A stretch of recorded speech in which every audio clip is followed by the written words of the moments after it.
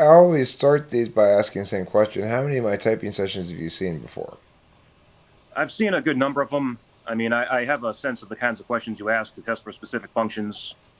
But I mean, there are some that I still don't get, obviously, because certain people are going to miss certain ones. But we'll see how I do on these.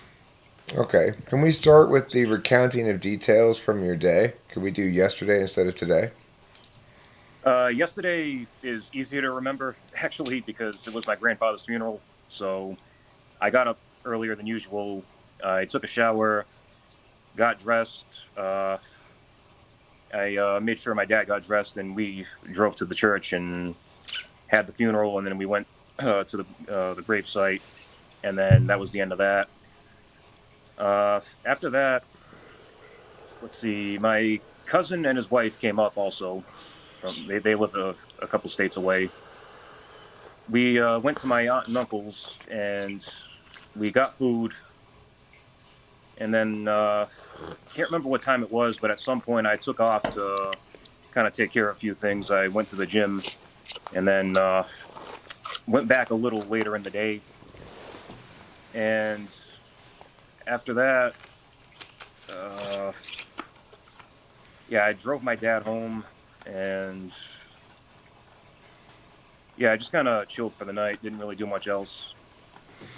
Can you tell me something that you frequently run out of and have to go get more of? For us, it's coffee creamer. Uh, I don't consciously think about these things. I just kind of notice that I'm out of something and then go get it. I'd say probably like toothpaste or body wash or bathroom items. I guess I run out of pretty quickly. Okay. Take a lot of showers? I take one a day. That's it. That's Okay. all you need. How many hours of sleep do you think you need a night? See, that kind of varies. I really could function on 4 hours of sleep if necessary, but I usually like to get at least anywhere from 6 to 8. But sometimes I'll get up earlier than usual. Sometimes I'll stay in bed later than usual if I have nothing to do. It kind of varies, but I mean, if I had to give you a ballpark estimate, I'd say 7, 8, maybe. Okay. How does it feel physically when you're sleepy? I actually have a very difficult time falling asleep. I kind of suffer from insomnia, so I do a lot of tossing and turning. I just try to find a comfortable position and never really am able to. It kind of goes on for a little bit, and then eventually I will get some sleep, but then something will wake me up, and then I'll try to get back to sleep. I'm one of those types of people who just kind of wakes up randomly and then just falls asleep and then wakes back up. It's inconsistent. My sleep is awful. I got to be honest. Okay. Um, how does it feel to physically to be sad? Physically,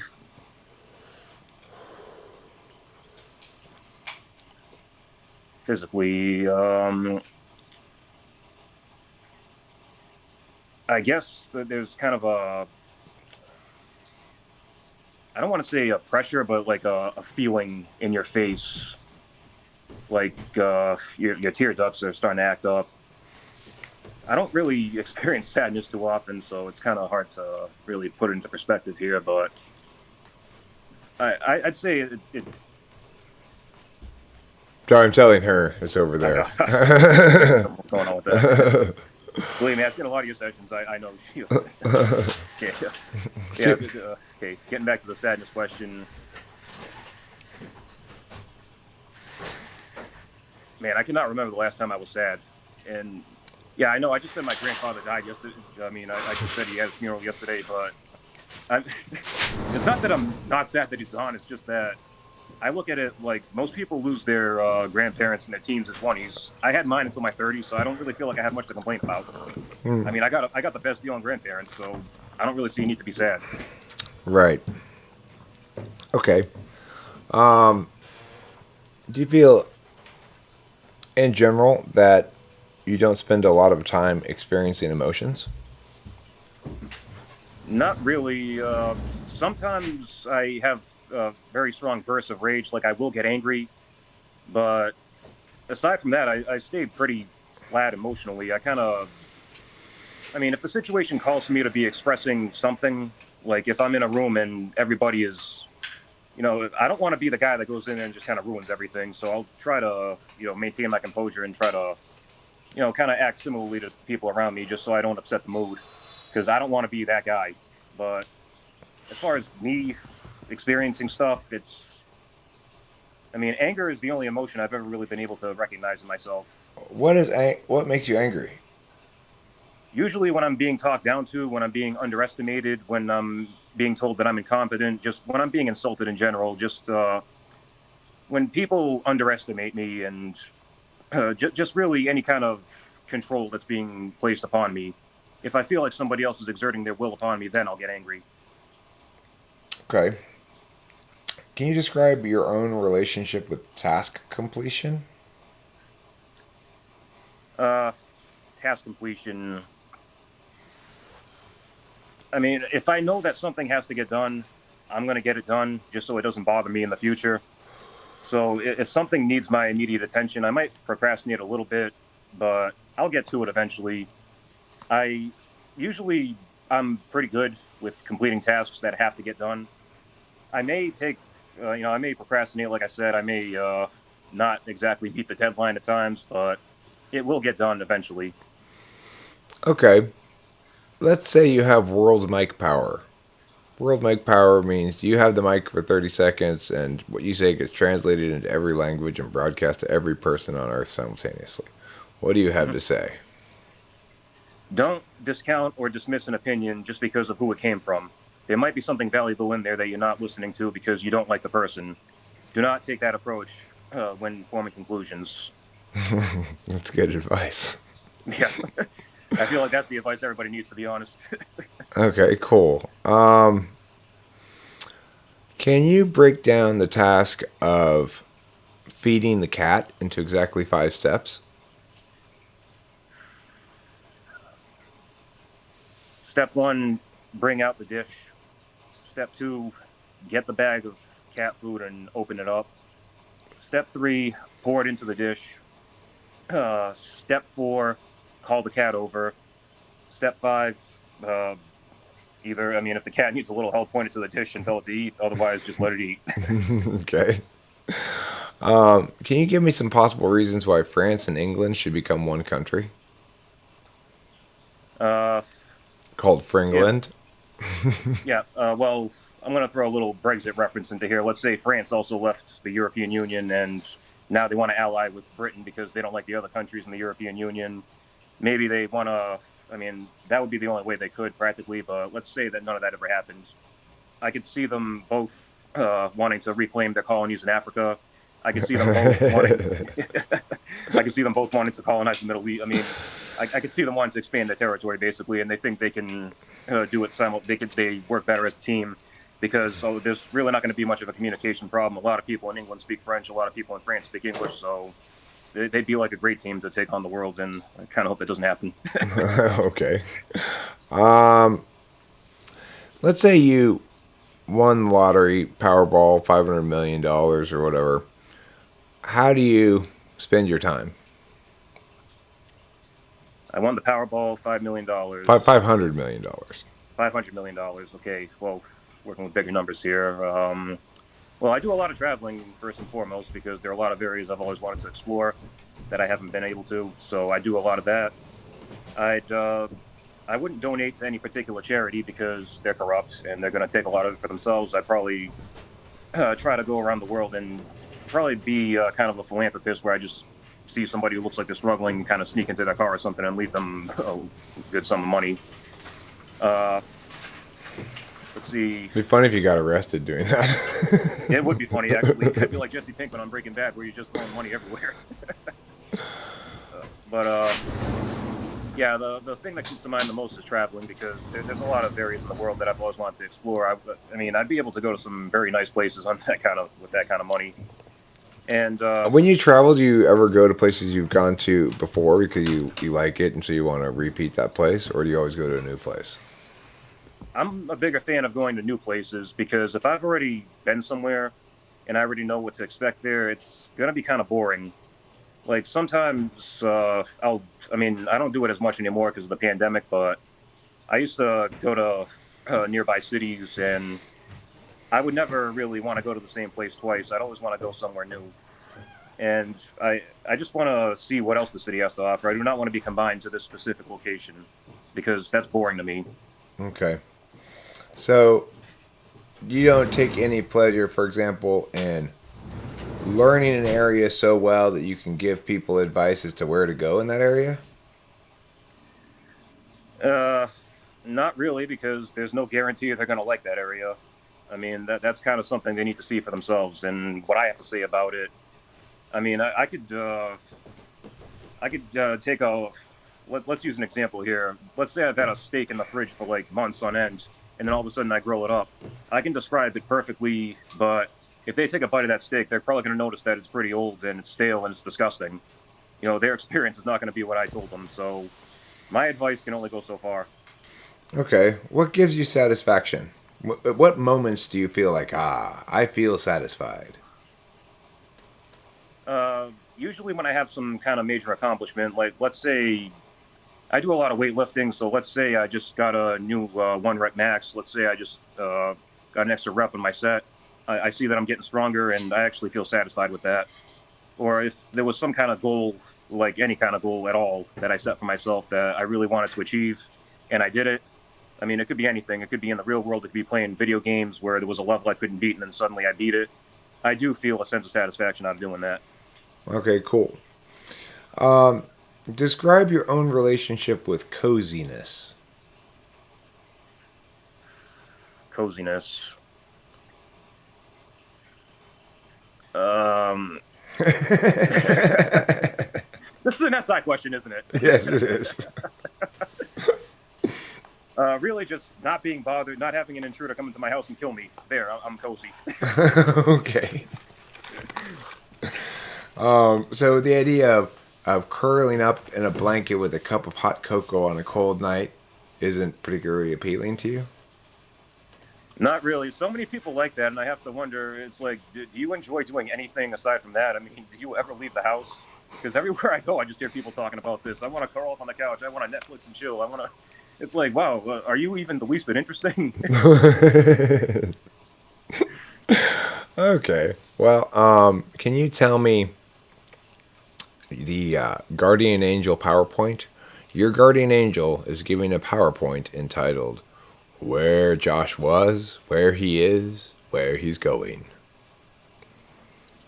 Where I was, where I am, where I'm going. I was. Let's see. I was a guy who had a very. I mean, I used to have more of a pessimistic attitude than I do now. So I used to be a guy who had kind of a defeatist attitude. What I am now is a guy who's realizing that it doesn't have to be this way and that change is up to you. And where I'm going in the future is actualizing that change and actually doing something with this new mindset. That's so clear. That's so clear and succinct. Straight to the point. Okay. Uh, Let me ask you some TI questions. If all birds tweet and I tweet, am I necessarily a bird? All birds tweet and you tweet. Not necessarily because you said all birds, but you didn't say only birds, so you could be something else that tweets. Right? Okay. If some bananas are yellow and some yellow things taste good, is it necessarily the case that some bananas taste good? Some bananas are yellow, some things that are yellow taste good. You said some things that are yellow? Right. No, because only some things that are yellow, not all things that are yellow. Okay. And can you tell me who my father's sister's son's sister is in relationship to me? Your cousin. Okay. What would you recommend to solve California's drought crisis? Uh, I'm not sure there is a solution. I mean, you guys live right near the Pacific Ocean and you still have a drought. I mean, couldn't you just.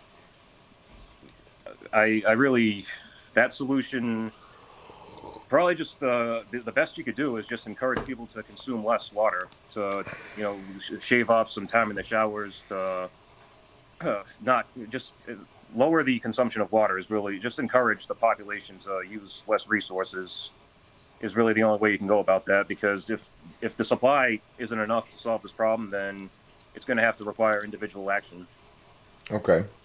When you aren't consuming media that's informational, but are consuming media, what kind of media are you consuming? I'm not consuming media that's informational, but I am consuming media. Usually, I'll watch some movies. I'll watch some TV shows. I'll play some video games. Can you tell me about a couple of movies or TV shows that you've liked? Yeah, my favorite movie for a long time was Terminator 2, Judgment Day, and I've also enjoyed the first two Blade movies quite a bit. I like movies like that, and I also like a lot. I used to be a big fan of horror movies when I was a teenager and early 20s. I used to also like a lot of sci-fi films. The only movies that I really did not like were romantic comedies because I just found them boring. Mm. Okay. Well, let's say you watched an action movie, but you didn't like it. How would it have failed, likely? The story wasn't interesting. The characters weren't interesting. The action scenes were clearly CGI. There were obvious stunt doubles. The soundtrack didn't make up for any of it. Just everybody that worked on this project had no idea how to make a movie. Okay. All right. Um, do you have any creative endeavors? Do you write, sing, dance, paint, anything like that? Uh, I occasionally come up with ideas for stories, but I haven't really actualized any of them. Like a little while ago, I came up with this kind of weird idea where we'd have a futuristic society where nobody is allowed to talk because anything anybody says can be deemed offensive. So we all communicate through these voice boxes that translate our words into a language that's inoffensive to all. Like every word gets converted to something that's not going to offend anybody. And then one day somebody teaches themselves how to talk and they speak out of turn in public. And now all of a sudden, everybody's paranoid. Now this person has the National Guard coming after them and everything. It's just kind of a dystopian, futuristic scenario of what could go on here in America. I like it. And It's a good idea. yeah, everybody's been telling me to write this, so maybe I should get to it at some point. Um, okay. I'm going to tell you an anecdote where I learned a lesson, and I want you to tell me an equivalent from your own life. So once when I was a teenager, I put my bowl with cereal and milk in it into the sink, and I didn't rinse it out, and my dad yelled at me because cereal sticks to the bowl if you don't rinse it out. And ever since, have always rinsed out my cereal bowls. Can you come up with a comparable example from your own life? I'm gonna have to think about this for a second. Because there have been times where I've really messed up, and I gotta think about this. Oh yeah, uh, there have been some times during the summer. You see, I live in New England, so I never really know what kind of weather to expect during the summer. Sometimes we get these downpours. This happened one day when I had my car outside and I left the windows open, and I was out and about, and then all of a sudden this downpour comes. I'm taking shelter somewhere so I don't get drenched. But then when it's over, I go back home, and then I find the inside of my car totally drenched in water, and I had to put newspapers in there and everything to kind of soak it up. So that was the last time I ever left my car windows open under any circumstances. Cool. Um, that's a good example. Do you remember, like, approximately how long ago that was?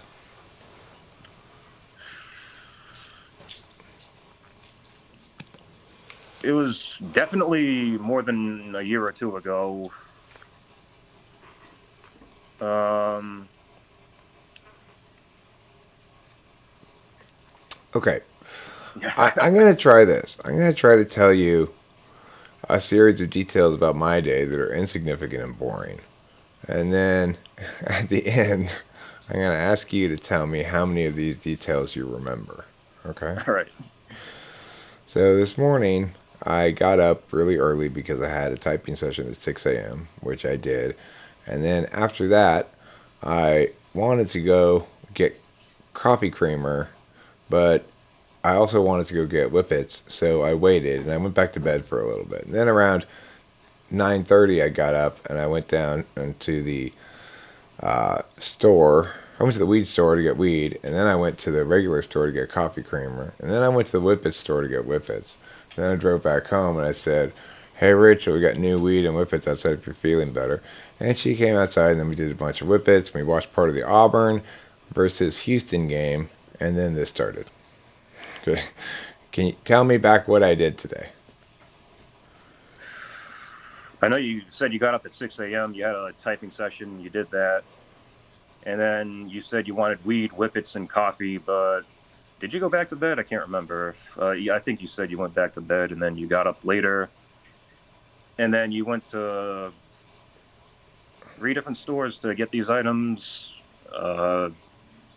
You did whippets with Rachel, and then you hung out for a bit with her, and then started the session with me.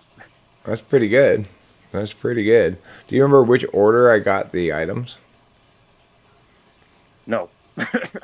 It was weed, then creamer, then whippets. I had a feeling it was weed first, but I wasn't entirely sure. I just remember you wanted whippets. You see, the issue is this. The weed store opens at 9, but the whippet store opens at 10. Okay, you are an interesting one. Talk to me about your own relationship with goals. Do you have a lot of explicit goals set for yourself, or are they just sort of as you go along? Every now and then, I'll have this idea pop into my head of something that would be fun to do, or something that would be just a good thing to pursue, something that can actually be done. And if I ever get an idea like that just come into my head, and it seems good, and it seems like something that actually does fit in with my abilities, I will pursue it. Right now, I don't really have too many specific goals set, except for maybe writing that story that I mentioned earlier, because that seems like something that a lot of people are interested in me doing. So if it's going to actually make the population, if it's going to, give people a good laugh or make people think differently about stuff, then that would be something I'd like to do. So maybe writing that story would be a goal I've set for myself right now. Okay. Can you talk to me about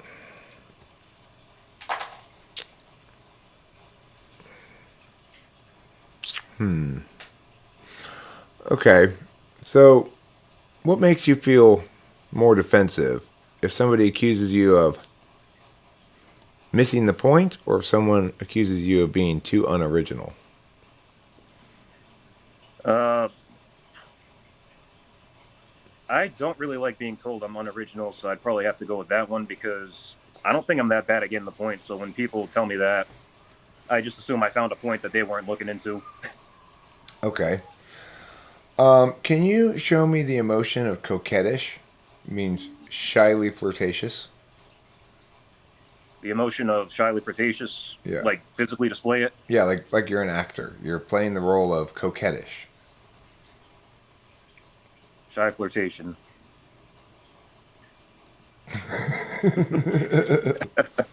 Okay. Can you say the following sentence first normally and then sarcastically? The sentence is this. Oh, that's the perfect solution for this problem. Oh, that's the perfect solution for this problem. Oh, that's the perfect solution for this problem. All right, very good. Very good. All right. Uh, Let me see how to go here. I feel like I got pretty good clarity on your type, although I'm getting a couple of things that are a little inconsistent. But what are your eating habits like? Do you eat at regular times or irregularly when you get hungry, or what? I eat very irregularly. I don't even eat breakfast, to be honest. Eating is something I find to be kind of annoying, and I wish I didn't have to do it. I really just do it when I'm bored, or when or when I realize, hey, I haven't eaten anything in 4 or 5 hours. Maybe I should eat something else. So I'll just start snacking on random stuff that I find. I see. Okay. if I were a HR consultant and some person had hired you and told you to tell me what your job should be. Can you tell me what your job should be? It's a corporation that does all kinds of different things. So pretty much any job you can imagine, that's your job. What would be? How would you design your own job? My own job, see, I'd be running my own company. I'd be, we'd have something that would be marketing. In fact, I could see myself either running it or being one of the marketing execs because I do a good job with marketing. So if I had to pick and choose between those two, I'd say my job should be marketing because I am very good at presenting stuff to people in a very attractive way. I've been told that my whole life. So I'd probably be a marketer if I could just pick a random job. Okay. Do you think you're more likely to be perceived as warm or competent? I'd say competent. Okay. Do you? Although there is some like some people have told me that I'm easy to talk to, but I don't know how much I trust that. Okay. How are you feeling emotionally right now? um. Okay. Just kind of anticipatory, I guess you could say. Okay. Um. How do you think I'm feeling emotionally right now? Probably fascinated. Probably. Okay. Um. Okay. So, I think that you're an ENTJ, but I haven't quite eliminated a couple of other possibilities. So let me see if I can narrow this down a little bit better. Um, can you recount for me an instance where you needed to use and did successfully use your feelings to make a decision? um.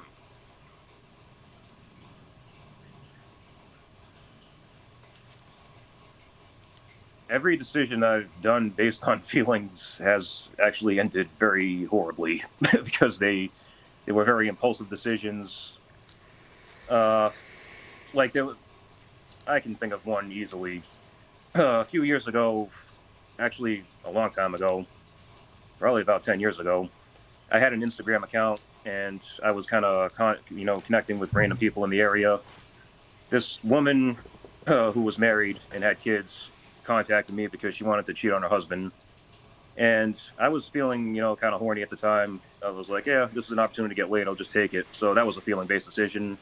And that did not end well because the husband found out and threatened me. And kind of glad I got rid of that fucker, to be honest. Hmm.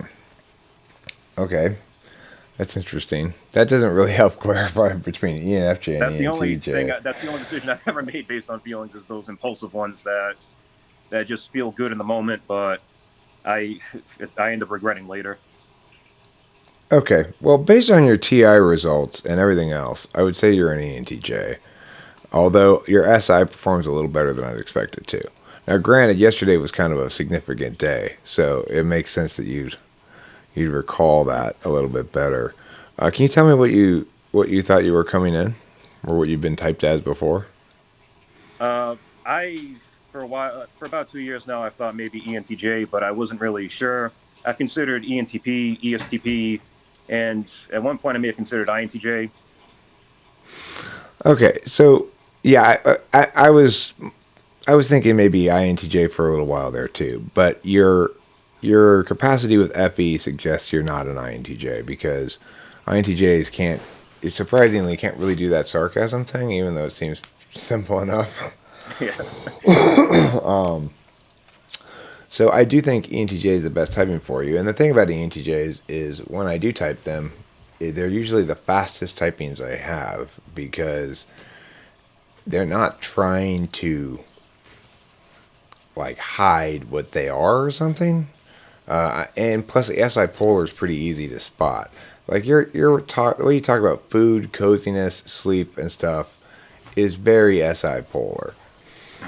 And I would also say that this thing that you do where you go, when you make your jaw go out a little bit, Yeah, you picked up on that.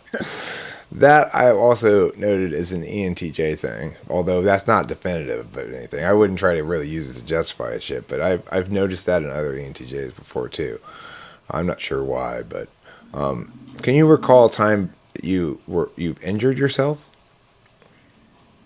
Um, yeah, there was an incident a number of years ago where I believe I was doing squats at the gym and I pulled a groin muscle. And this is, you're right, I am bipolar because the very next day I just went to work anyway. I just didn't give a shit that my groin was hurting and that I was walking with a limp. In fact, I didn't even notice it until somebody pointed it out. That's textbook ENTJ. Okay, that sounds just like the story of the lady. The ENTJ lady told me one time she was playing volleyball, and she realized she was injured because the other team was hitting it to one side of her consistently to take advantage of her being injured. They realized it before she did. It's crazy. Yeah. Yeah, I still can't believe I don't pick up on those things. I literally could be having a heart attack and not even realize it. It's kind of scary. Well, we have a half an hour left. I feel very confident about the typing of you. You're very, across the board, pretty textbook. I mean, the only thing that surprised me was your ability to recount the details from my boring story. But I think that's because you made it your goal to do so. And you're very good Yeah. at accomplishing your goals. Yeah, that was a goal because that was a hard sequence of events to follow. I did the best I could. I'm sure it was very boring to Oh, yeah. you. Yeah, but I get bored all the time with those specific details. It's like, just get to the point already. Like, I don't need to know every single step of everything you did. Did It's you like, okay, the main point is you wanted this, you got this. Okay, cool. do you have people in your life who like to tell you those kind of stories? Yeah, my uncle. Like, every time I'm dead serious. Like every time I go over to my aunt and uncle's place, my uncle tells me about these jobs he did, and he goes into like every single detail of how he set something up, or how he painted something, or how he worked on the car, or how he did anything at all. And even it's not even just that. Like he'll if somebody came over the house or something, or like when my grandparents were still alive, they were living with my aunt and uncle, so they were on hospice towards the end. They'd be telling me every single detail of when my grandmother got transported to the hospital. And my uncle told me every single thing that happened. Like the police department came over, the fire department came over because they all kind of work as one in that town. And they got her, they got her on the stretcher. They put her in the ambulance. They brought her to the hospital. Very professional, I got to say. And I'm just, it's like, okay, grandma went to the hospital. I get the point. Well, we've got almost half an hour left. Why don't you give me some sense of how you'd like to use the time? um, uh, I would talk about Enneagram, but I don't know if that's covered in these typing sessions. Sure, sure. Yeah, I can do an anagram for you. You want me to give you my normal anagram test, which is not particularly complicated? Yeah, because that's much simpler than what these people in these fucking Enneagram groups on Facebook try to do. Okay, it basically boils down to three questions, each of which has three options. In response to fear, looming deadlines, stuff like that, do you learn everything you need to know about it so that you can handle it better? Do you retreat to your accumulated resources and use those? Or do you bury your head in the sand and pretend like nothing's happening? I hate to say it, but the last one is the one I seem to do a lot. Okay. In response to somebody else coming at you with anger, do you respond with anger back? Do you respond by appeasing? Or do you say, okay, okay, fine, fine, if you're going to get all mad about it? Or do you say, you know what, you're not listening to me, and walk away? Somebody's coming at me angrily and attacking me, and yeah, I'm going to fight back because I'm not just going to be here to be your punching bag. So Okay. yeah, I will fight back. Okay. And I use a then, punching bag at the gym. I am not one myself. and then the third one, are you somebody who doesn't need to feel ashamed of himself because you're helpful, doesn't need to feel ashamed of yourself because you're high achieving, or doesn't need to feel ashamed of yourself because fuck your rules? I've always gotten a sense of self through achievement. That's how I've always felt most proud of myself. Okay, now which of those three questions was easiest to answer? The last one. Okay, and which was second easiest to answer? The second one. Okay, so you're a 387, which is a mover shaker. That's your tri type name. I used to think I was a mover shaker until I realized I was a 4, not a 3. Yeah, a little while back, I thought it was probably a 4 or something. I think years ago when I discovered Enneagram, I just took one of those stupid tests online that never gives you the right result. And I mean, just the fact that I got a 4 on that test tells you don't take these tests. Yeah, I mean, the thing is, the way I just asked it, as far as I can tell, that's the best way to Enneagram type somebody. It's that simple. Yeah, I don't really know why they have to complicate it so much. I'm in this group on Facebook called Enneagrammer, and boy, did they get it wrong. Somebody in there tried typing me as having a 9 in my tri type. Let me read the description of 7 or of 387 for you. 387 mover shaker.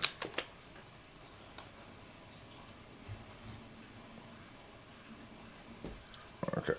The 378 or 387 tri-type is exactly the kind of person a successful venture needs. Well, this type is often very goal-oriented with a particularly strong ability to notice what is not working and needs to be changed.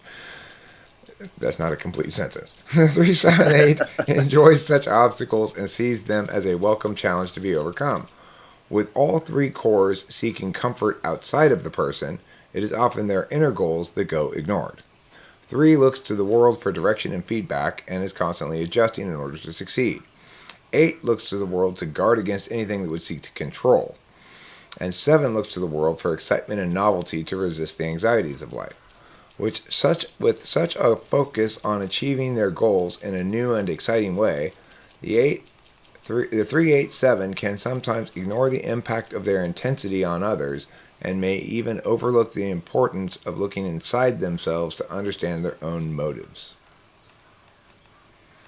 Does that sound like you? Yeah, I'd say so. So, It's just, I think the reason I've been going over and over on this Enneagram stuff is because when you hear a description like that, you have to take a look at yourself and realize, do I really have that kind of impact? Is that really how people look at me? And then I walk around, I'm like, yeah, that is how people look at me. Everybody looks at me like I'm just a stern, serious dude. And then when I bust out some goofy jokes or something goofy or something that I'm into, they really don't expect that from me at all. I mean, when I first went to college, I came back home, and people were surprised that I actually drank and smoked weed and did all that kind of stuff. They were like, "Really? I would never expect that from you." Well, that's because you didn't know me outside the classroom. I don't know what else to tell you. yeah, well, it's cool to meet a mover shaker because for a long time I did think I was one, but it's become very obvious as I understood Enneagram a little bit more that I don't have 3 in my tri-type. I don't really care about the achievements that much, I guess. That's always kind of been my motivating force, is just getting stuff done and having the awards and everything, and just showing people that I'm somebody who can really achieve. This is become redundant. Achieve. Just really showing that I'm a capable person who is worthy of respect and is worthy of admiration. Yeah, that's been a consistent thing in my life. I think that goes back to when I was a kid, and back then everybody's into playing sports. Everybody likes to play tag, in the elementary school yard and everything. I was never any good at these things when I was a kid.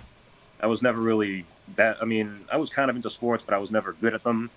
So I always had this driving force in my life to be good at something, so that I could kind of make up for that lack of physical ability. Hmm. Well, that seems like a very much like what it's saying there in the tri-type thing about externalizing the sense of self. I externalize my sense of self a lot too. Uh, as a 7, 8, 4. Just as it said there with the 7 and 8 is true for me as well. It's just that the 4 is a little bit different. But it's weird being somebody who actualizes externally because introverts will often fundamentally know that you're doing it wrong even though you're not.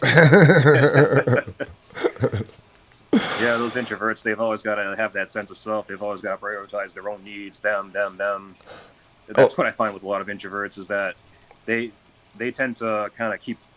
I mean, it's not so much that they're shy a lot of the time. It's just that people. That's what introversion is. People drain them, and I think it's because they kind of look at everybody else like they just don't understand them and why they do the things they do and everything. well, they're knowers or deliberators. So the thing is, if you're a knower or a deliberator, you're you're operating with the world internally first. But if you're an actor or a reactor, and you're a reactor type, which is to say, TE is a responsive kind of action to dynamic systems. But if you're one of the extroverted types, an action type or an interface type, then you're fundamentally external first. Like it's hard to explain it beyond that because it's not exactly your attention is external. It's although it is, it's like your frame of reference is external. So Right. it's and then for introverts who know and deliberate first, they're always going to think, why doesn't that person take a moment and pause and think about this a bit or understand first before meowing? But from our perspective, it's going to be like, why are you taking so long to meow? That's exactly how I look at it. And in Yeah, I fact, mean, a good example of this is the other day I was pulling up to a stoplight and there was a car in the left turn lane that had its hazard lights on. So if it was broken down there, I wouldn't have been able to turn left, right? And I stopped at this little island that I had to choose to go in the left turn lane or straight because I wasn't sure whether the person was broken down or not. And I was like, what am I going to do? What am I going to do? And then it turned out I kept saying that a couple of times, and then the light changed and the car went, and I realized I could go. But the point is, I was in a state of upheaval because it didn't occur to me that what I need to do is wait for more information. yeah, So, that's the you thing know, about us extroverts. We just jump into stuff and we don't even know what we're doing half the time. We just figure it out as we go along. yeah. So yeah, I think that's the correct typing of view is ENTJ 387. Right. I mean, when it comes to instinctual variance, I already know that. I've gone through that a lot of time. I'm sexually blind. I'm SOSP when it comes to instinctual variance. But for a long time, I thought I was sexually SX first. But No, then I found out more. sex doesn't mean more sex; it means less sex, or at least sex with fewer people. Yeah, I like to run the whole gamut. Yeah, that's definitely not SX. Rachel and I are both SX. We're both like hardcore long term relationship people. You know, we don't like the uncertainty of the SE world of dating and stuff. You know. Yeah. Meanwhile, I'm the guy who manipulated his last girlfriend into breaking up with him. That's kind of awful. Yeah. Well, that's SE third, you know. It's like you feel like you're scoring points when you're having impactful experiences, and certainly sex is an impactful experience. Yeah, I'd say it is. It's like when I actually ask SI polar people when they feel satisfaction, the only meaningful answer they can give to that question that's not some vague thing is sex. That's about as real as it gets. That's about as specific as you can make it. Yeah, so I think we got you nailed down, but we still have 15 minutes left. How would you? What do you want to do? Just let's get into introversion versus extroversion a little more because here's the thing. Throughout my life, I did kind of think I was an introvert, but I didn't know anything about typology or any of that at the time. I just looked at the fact that my friend circle seems to be pretty small. It doesn't seem like I'm building lasting relationships with people. A lot of people are telling me I kind of come off like I can't really play the social game too well. But these were skills I found that I developed as I got older, and I learned that in order to get anything done, I'm gonna kind of need people to like me. I can't really come off like a guy who's just gonna upset the mood here with his own opinions. So I gotta be a little more palatable to the general public. Right. So I think as I've learned that, as I've gotten, I mean, I'm in my 30s now, so if I haven't learned it by now, I never will. But I have learned it. The thing So is, TE is one of four ways that people can be an extrovert, and it's the least socially extroverted of the four. FE is the most conventionally extroverted seeming.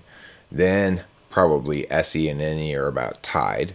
You know, ESTPs, ENTPs were both pretty social, but the least of the extroverted seeming, or consistent with the colloquial definition of extroverted, are the TE DOMs, ESTJ and ENTJ, because ultimately they're framing everything in life as problems to be solved, goals to be attained, and they're using their knowledge function. In your case, intuition, and in the ESTJ's case, experience. But they're using their knowledge function within that frame of reference.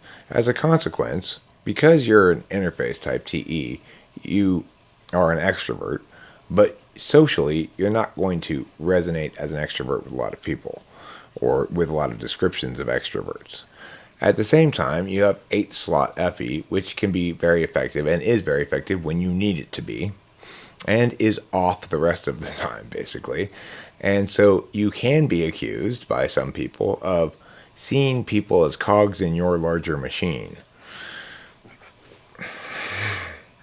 But That's not too far from the truth. yeah, so I mean, the thing is, of course, you actually do care, and your FI ultimately causes you to be. And when you find someone or something that you really love, you take good care of it and make sure it's happy and functioning well, and you don't even really care if you get credit for it.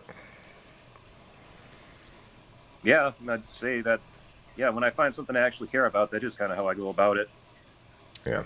So I mean, that's also a TE frame with FI fourth. It usually it's not it's not going to be something else that you or someone else that you care about. So much it is your own long term goals and sense of self development and stuff. But if you do happen upon the right person, then they can be assured that you will take very good care of them.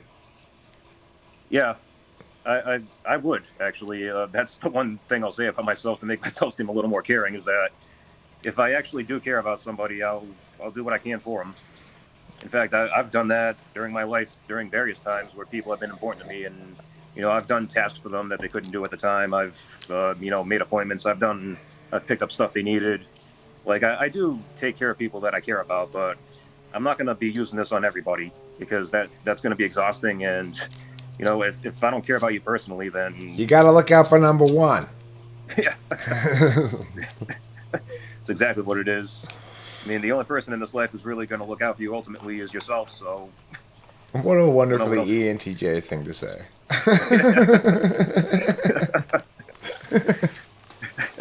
So, my friend's getting typed by you soon, and man, I can't wait to show him this video because this is exactly what he was predicting. Okay, cool. So, are you ready for me to stop recording? Yeah, I mean, we've gotten. I mean, I got a great special here. I got an MBTI type. I've got an Enneagram Tri type. I mean, and this was a very interesting chat that we had. I mean, I had a good time here. So yeah, I think it's time to end it. Okay, I will push stop. Would you like me to share it with you privately? Are you comfortable with publishing, or do you want to decide later? I can share it with you privately, and you decide later. Um, the only reason I was skeptical at first about publishing was because I wasn't sure how many personal details I was going to reveal, but I didn't really reveal anything that's going to get my family pissed off at me. So just publish it. All right, cool, great. Thank you so much.